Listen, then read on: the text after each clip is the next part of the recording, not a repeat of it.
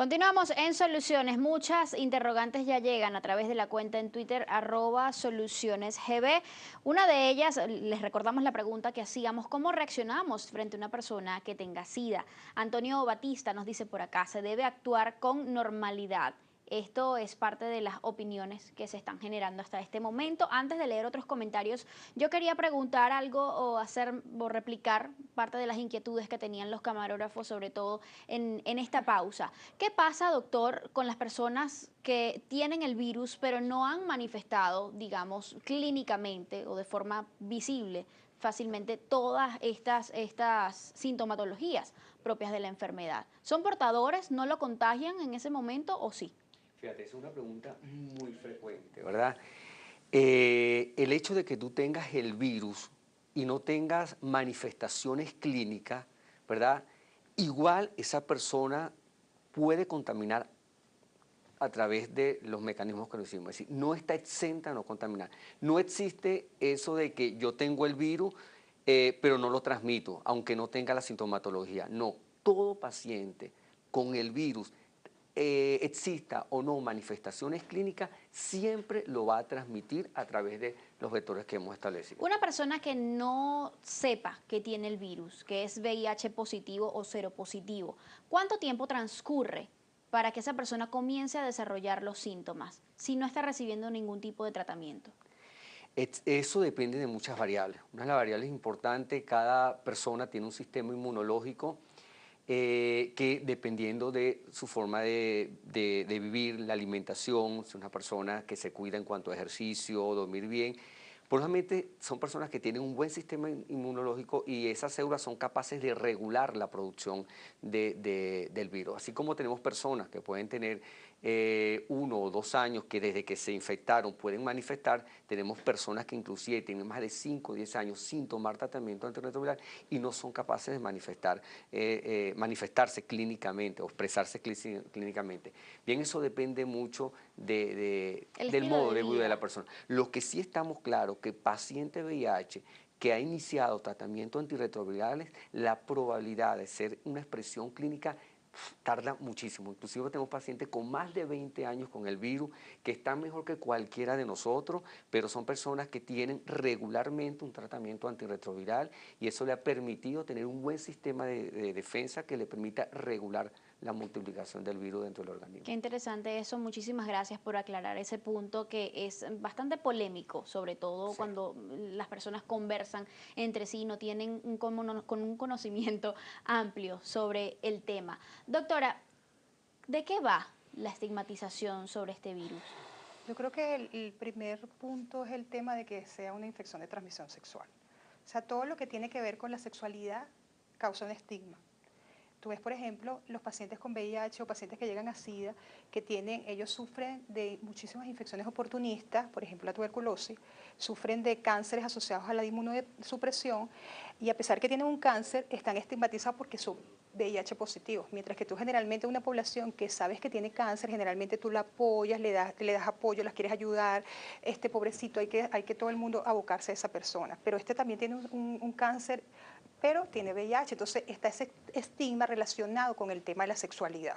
Básicamente, como comenzó de paso a ser una infección de homosexuales, entonces mucho más estigma, porque además en esa época había más estigma sobre la homosexualidad. Entonces, todo eso se confabuló para que esta fuera una enfermedad en la que todo el mundo quiere voltear la cabeza, nadie quiere hablar de eso, nadie quiere saber que todos, porque toda persona que es sexualmente activa tiene riesgo de infectarse con el virus. ¿Y qué genera ese rechazo en la persona que porta Sin el virus? duda, sin duda alguna, es quizás el mayor problema que tenemos que afrontar cuando estamos frente a un paciente VIH positivo, porque él tiene que sufrir el tema duro de que tú le informes que es VIH positivo, porque eso es una noticia muy fuerte, muy dura para enfrentar por una persona. Pero yo creo que lo que más sufre es del miedo al rechazo. El rechazo que viene desde la familia, porque lamentablemente la mayoría de la población no tiene una información adecuada para manejar el tema del VIH. Entonces, los primeros que lo rechazan son los familiares y lamentablemente mientras tenemos menor estatus socioeconómico, el rechazo es mayor porque simplemente no existe información al respecto. Entonces, ¿qué pasa con la atención médica, doctor, a estas personas que son seropositivos? Sí, bueno, complementando un poco lo que dice la doctora Moraima, son personas que, o toda persona que esté deprimida, eso tiene una relación directa, efectivamente, con su sistema inmunológico.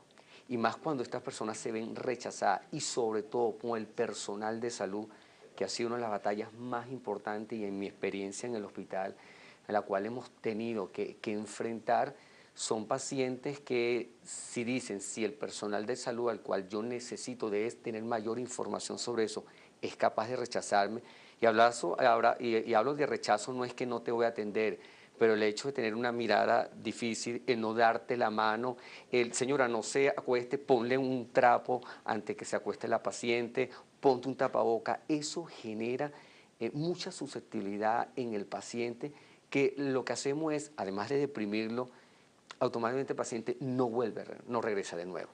Y eso genera mayor problema porque es un paciente que automáticamente se está negando a darle un tratamiento, a ofrecerle información, a ofrecerle tratamiento antirretroviral. Y cuando lo volvemos a ver es cuando un paciente que viene en un estado de SIDA, que es muy poco lo que podamos hacer. Y solamente es un tiempo valioso que perdimos por haber no tenido un trato adecuado en la parte del personal de salud con esos pacientes. Existen, lamentándolo mucho, en nuestra salud muchos mitos en relación a esto. Es decir, esas preguntas que nos hacemos de cómo se transmite, no solamente es la persona de a pie, es el común que está ajeno a la arte. En el mismo sector salud todavía tenemos que fomentar mucho más la información de cómo es un paciente. Ahora, doctor, por ejemplo, medidas como por ejemplo la del tapaboca no se deberían tomar inclusive para resguardar o para proteger al seropositivo del contagio de algún tipo de virus, de enfermedad por parte del médico hacia él. Excelente, cuando esa es la visión, perfectamente es abierta, ¿ok?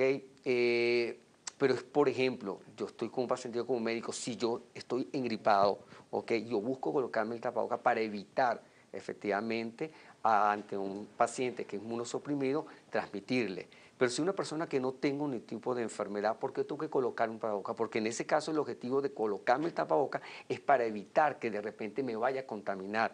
Esa es la visión que se tiene. Eso indica mucho de que desconocemos el mecanismo de transmisión.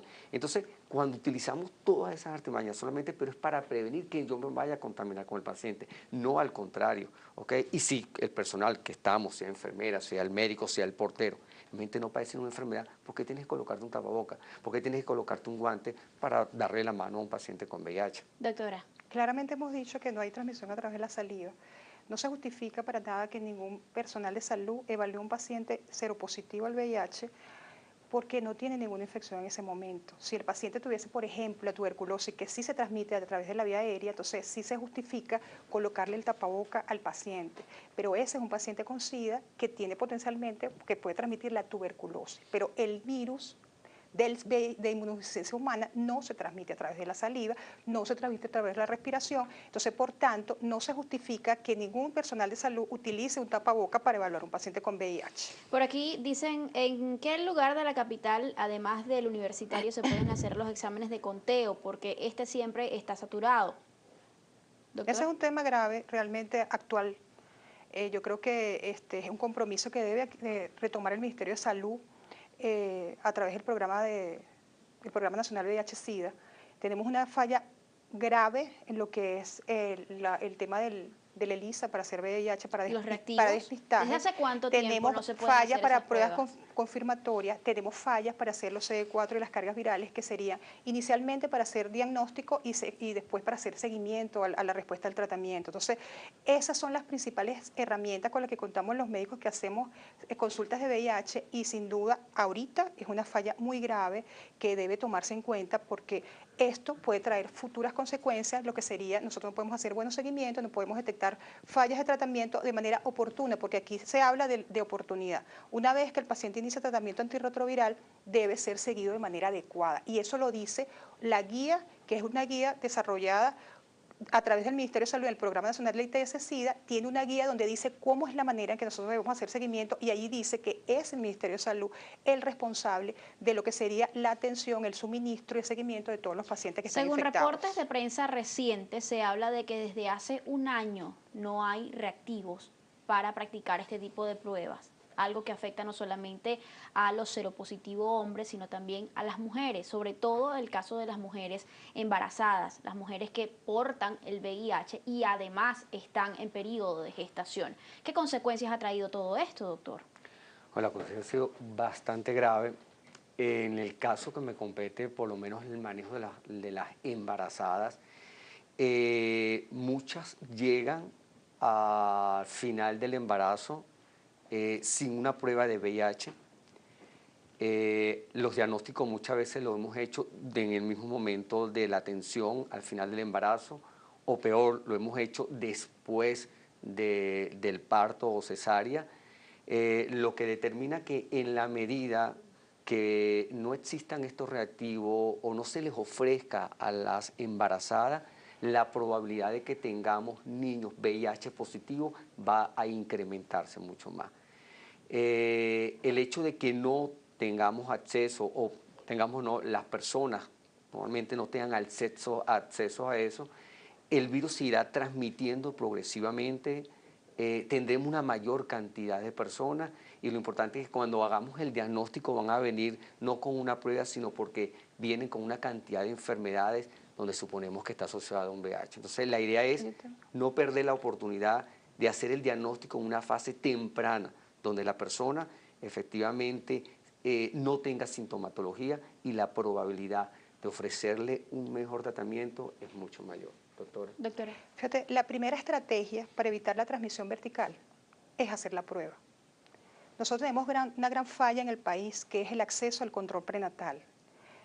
El programa de profilaxis de la transmisión vertical es uno de los más eficientes en prevención. Está demostrado que si tú haces las intervenciones de manera oportuna, puedes tener niños sanos. A pesar de que la madre sea VIH positivo, el niño puede nacer sano. ¿Y de qué depende de eso? Primero es que nosotros hagamos el diagnóstico. Si no tenemos acceso a la prueba, ¿cómo le hacemos la prueba a la mamá para poder determinar el inicio de tratamiento y todo el resto de las estrategias? En segundo lugar, tenemos que trabajar en lo que es el acceso al control prenatal. No solamente que la madre pueda ir, sino que además los médicos y el personal de salud que está en los centros primarios de atención conozcan que existe un programa, conozcan que la madre se puede tratar y que los niños pueden nacer sanos. La gente a veces no lo cree. Tú hablas con la ciudadanía, con las comunidades y la gente le parece casi imposible que una madre que esté infectada pueda tener un niño sano, y eso sí es posible. Nosotros podemos llegar a una 0% de transmisión vertical, porque de hecho es una de las metas del milenio que debió haberse cumplido actualmente en este año 2015. Así es, y nosotros tenemos una gran deuda en ese sentido, principalmente porque no hemos trabajado de manera adecuada para fomentar lo que es el control prenatal, formar a los médicos que están en nivel primario y muy especialmente el acceso a la prueba. Es un tema que vamos a seguir desarrollando definitivamente en estos próximos minutos. Sin embargo, hay una pregunta por acá que nos hizo llegar Juan González a través del Twitter. Él se pregunta, ¿cómo deben llevar una relación una persona negativa con una positiva o dos personas positivas, doctor? Bien, en dos personas positivas, lo primero es ser responsable en el manejo del punto de vista médico, el uso de su tratamiento antirretrovirales, y aún siendo personas positivas, se sugiere en la parte de su actividad sexual, que es la pregunta, lo más frecuente que le hacen uno, inclusive aún siendo los dos positivos, deberían de utilizar preservativos, ¿ok? ¿Por qué? Porque en la medida que aún siendo positivo, se sigan transmitiendo virus de uno al otro, ¿ok? Eso puede generar cierta resistencia a los tratamientos que se le estén colocando a una de las parejas y por lo tanto puede empeorar, digamos, la condición del otro. En personas en las cuales uno es positivo y otro es negativo, insisto, la idea es que la persona que sea positiva tenga un buen tratamiento antirretroviral de manera que mantenga una carga viral indetectable, es decir, en una mínima proporción, tenga un buen sistema inmunológico que le permita al convivir con su otra persona el mínimo riesgo de contaminación en el caso de que tenga relaciones aún con preservativo, el romperse. Si es un paciente que mantiene una carga viral indetectable, la probabilidad de transmitirlo es mínimo. Es decir, que es posible tener una pareja que sea positiva y no contaminarse, tener relaciones sexuales y no contaminarse. Es posible. O contagiarse. Inclusive, en mi experiencia, yo tengo muchas parejas que tienen más de 5 hasta 10 años conviviendo, en la cual uno es positivo, uno es negativo, y se han mantenido la persona negativa hasta los momentos. Exacto. Siempre y cuando, como digo, responsablemente establezcan todas las medidas y de las que uno como médico les ofrece, es posible vivir en comunidad sin ningún tipo de prejuicio, sin un tipo de alimentación, no solamente con su pareja, en su trabajo, en su comunidad, los niños en su colegio, sin ningún tipo de alimentación a la vida cotidiana. Eso es importante. Continúan llegando muchísimas preguntas a través de la cuenta en Twitter @solucionesgb. Las leemos al regreso de esta pausa y continuamos desarrollando el punto de la transmisión vertical, que es, digamos, un aspecto bien importante cuando hablamos de la prevención o de la reducción del número de casos de seropositivos en el mundo, en especial en Venezuela. Ya venimos.